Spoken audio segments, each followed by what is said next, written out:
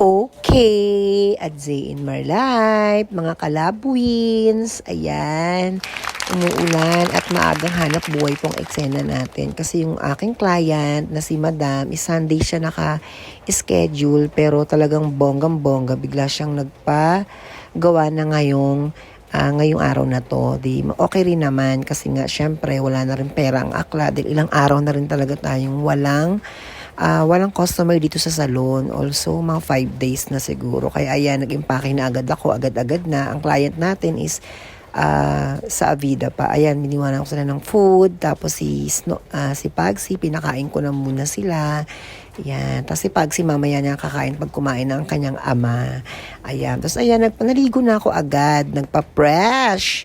Ayan, habang nagpapa-fresh, ayan, nagkapi-kapi na ako dyan. Kasi sabi ni Madam, before lunch or after lunch ang appointment. Ayan na nga, sumakay na ako ng paliparan. 'Di ba?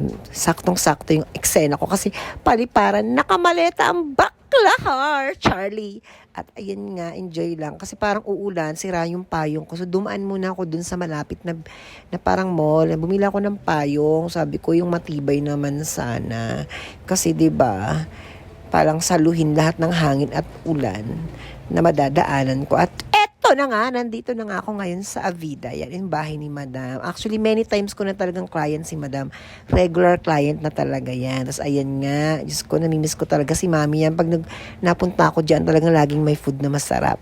At ito na nga, nagsimula na nga kami sa aming procedure. At ito na nga ang aking balayage fashion color. Yan. Tapos, ayan na nga, ito yung before ng ni Madam, buhok ni Madam. Ayan, si Axel, yung mabait yung batang yan. At nag-proceed na nga ako ngayon sa pag-highlights ng kanyang, ng kanyang balayage. So, the procedure is, full foil ko siya. Dati foil kasi ginagamit ko ngayon, ang ginagamit ko ngayon guys is, ayan na yung foamy kasi hindi siya masyadong nakakangarag ng hair at hindi siya masyadong umiinit. Talagang nape-preserve din yung hair sa heat temperature ng bleach. At eto na yung nagkulay ako. Naglagay na ako ng base color dyan kay Madam. Sinagyan ko nga siya ng plastic wrap para mas madali siyang umiksena, ayun. Tapos ito nga si Madam, nagpa-ice coffee pa nga. Nakakaloka. At after nun, nilagyan ko na rin si Madam ng hair refresh botox treatment. At ayan, binoblower ko na si Madam. Kasi ilang oras lang eksena, Charlotte. Kasi baka mamaya, umabot pa ako ng hapunan, etchas.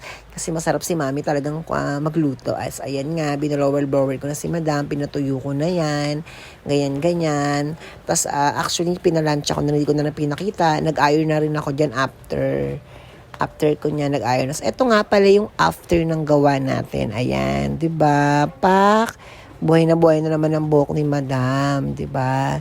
Pa-sweet and elegant lang ang eksena ni Madam. 2-3 tone kasi yan, okay?